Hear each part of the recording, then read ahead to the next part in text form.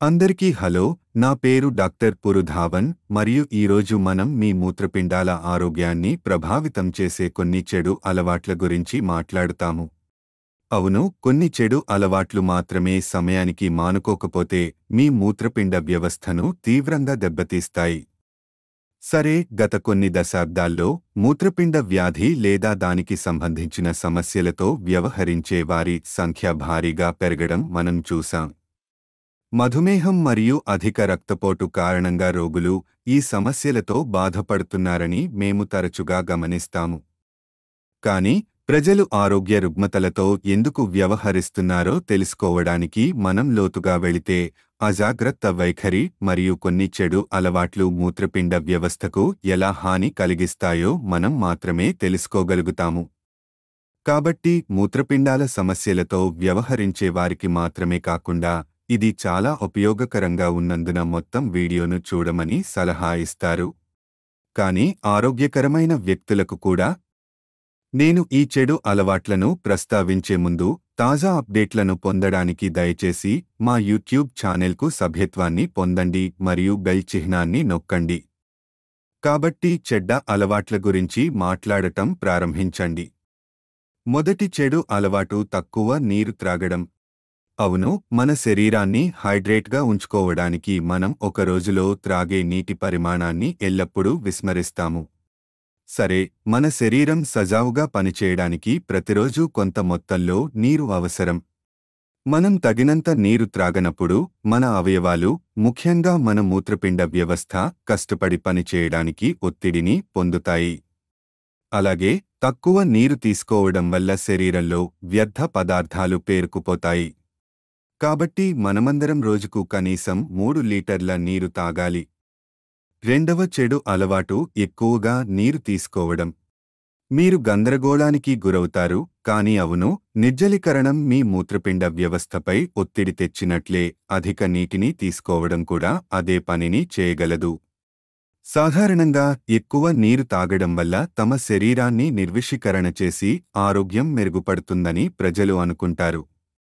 కానీ ఇది సరిగ్గా విరుద్ధంగా చేస్తుంది, ఎందుకంటే ఇది మీ సిస్టంపై ఒత్తిడిని కలిగిస్తుంది మరియు మీ ఆరోగ్యాన్ని మరింత దిగజార్చుతుంది. కాబట్టి ఎక్కువ లేదా తక్కువ నీరు మీ శరీరానికి లేదా మూత్రపిండ వ్యవస్థకు ఉపయోగపడదు. కాబట్టి మీ మూత్రపిండ వ్యవస్థ ఆరోగ్యంగా ఉండటానికి సమతుల్య మొత్తంలో నీరు అవసరమని అర్థం చేసుకోవడం ముఖ్యం. ప్రజలు సాధారణంగా చేసే తదుపరి చెడు అలవాటు ఎక్కువ గంటలు మూత్రాన్ని పట్టుకోవడం. ఈ రోజుల్లో మనం గమనించే అత్యంత సాధారణ సమస్యలలో ఇది ఒకటి. ఈ రోజుల్లో మనలో చాలామంది ల్యాప్టాప్లు మరియు కంప్యూటర్లలో ఎక్కువ గంటలు పనిచేస్తారు మరియు పనిలో చాలా బిజీగా ఉన్నాము.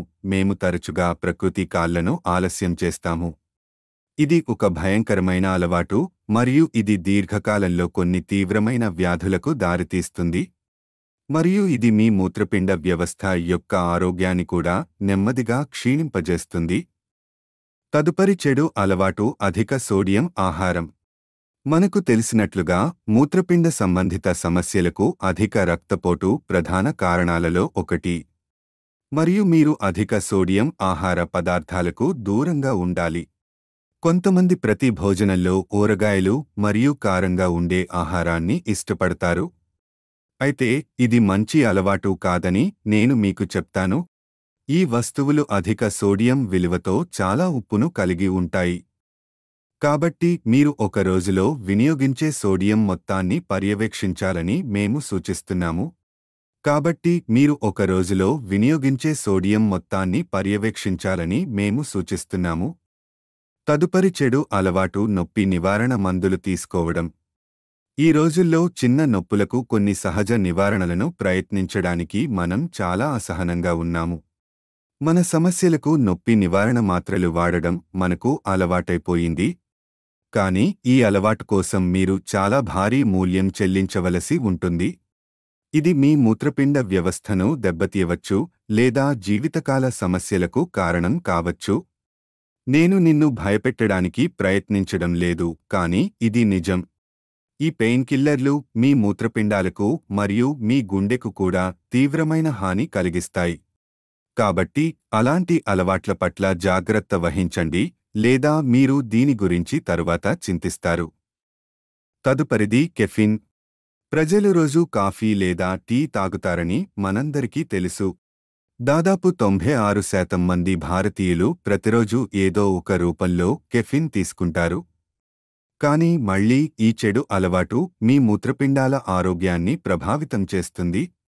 మీరు రోజుకు 2 సార్లు కంటే ఎక్కువ టీ లేదా కాఫీ తీసుకుంటే మీరు పరిణామాలను ఎదుర్కోవలసి ఉంటుంది.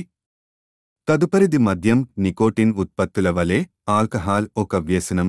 ఇది మీ 3 అవయవాలు కాలేయం, మూత్రపిండము మరియు గుండెకు తీవ్ర నష్టం కలిగిస్తుంది.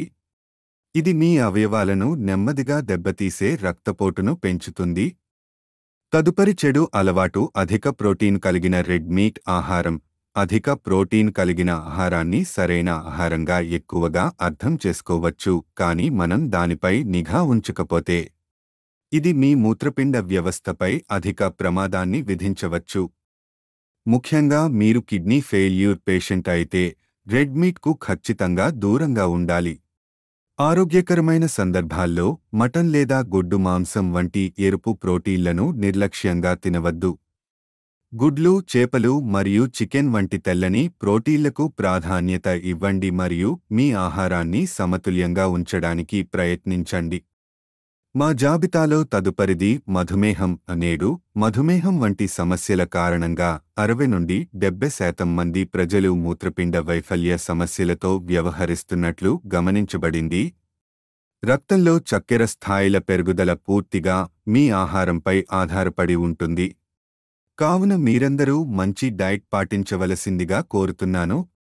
మీరు మీ ఆహారం నుండి చక్కెర అధికంగా ఉండే ఆహార పదార్థాలకు దూరంగా ఉండాలి, తద్వారా మీరు స్థిరమైన చక్కెర స్థాయిని కొనసాగించవచ్చు. కనీసం డెసిలీటర్కు 200 మిల్లీగ్రాముల స్థాయి కంటే తక్కువగా నిర్వహించండి. తదుపరి మరియు చివరి చెడు అలవాటు అధిక రక్తపోటు. నేను పైన పేర్కొన్న అన్ని అంశాలలో పేర్కొన్నట్లుగా మూత్రపిండ సమస్యలకు మూల కారణాలలో అధిక రక్తపోటు ఒకటి.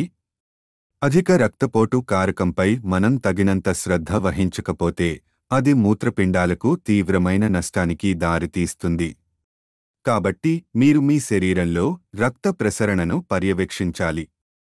అధిక రక్తపోటుకు ప్రధాన కారణాలలో ఒకటి నిద్రలేమి.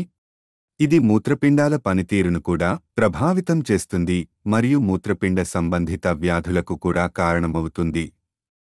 ఇప్పుడు ఎలా అని మీరు ఆశ్చర్యపోతారు. నిజానికి మనం నిద్రపోతున్నప్పుడు మన శరీరం స్వయంగా నయం అవుతుంది. మన అవయవాలు పనిచేస్తూనే ఉంటాయి, కానీ మంట ఏర్పడనందున అవి కొంత సమయం వరకు స్థిరమైన విశ్రాంతిని పొందుతాయి. కానీ నిద్ర లేకపోవడం మానసికంగా మరియు శారీరకంగా ఒత్తిడిని కలిగిస్తుంది. ఇది మూత్రపిండ వ్యవస్థకు సంబంధించిన వ్యాధులకు కూడా దారితీస్తుంది. కాబట్టి ఈ 12 చెడు అలవాట్లు మనం గమనించాలి మరియు గుర్తుంచుకోవాలి, ఎందుకంటే ఇవి మీ మూత్రపిండ వ్యవస్థ యొక్క ఆరోగ్యాన్ని తరచుగా ప్రభావితం చేసే అలవాట్లు. చివరికి మీ ఆహారాన్ని చెక్కుచెదరకుండా మరియు ఆరోగ్యంగా ఉంచుకోవాలని నేను మీకు సలహా ఇస్తున్నాను. అదనంగా మీ రక్తపోటు మరియు చక్కెర స్థాయిలను క్రమం తప్పకుండా పర్యవేక్షించండి. అలాగే ఈ వీడియోను మీ బంధువులు మరియు స్నేహితులతో పంచుకోవాలని నేను మిమ్మల్ని అభ్యర్థిస్తున్నాను, తద్వారా వారు కూడా ఈ అలవాట్ల గురించి తెలుసుకుంటారు. మూత్రపిండ సమస్యలు మరియు వాటి నివారణ గురించి మరింత తెలుసుకోవడానికి మీరు స్క్రీన్పై మెరుస్తున్న నంబర్కు నేరుగా కాల్ చేయవచ్చు, లేదా మీరు అదే నంబర్లో అపాయింట్మెంట్లను కూడా బుక్ చేసుకోవచ్చు. వీడియోను చూసినందుకు చాలా ధన్యవాదాలు మరియు తదుపరి వీడియోలో కలుద్దాం. అప్పటి వరకు సురక్షితంగా ఉండండి మరియు ఈ చెడు అలవాట్లకు వీలైనంత దూరంగా ఉండండి.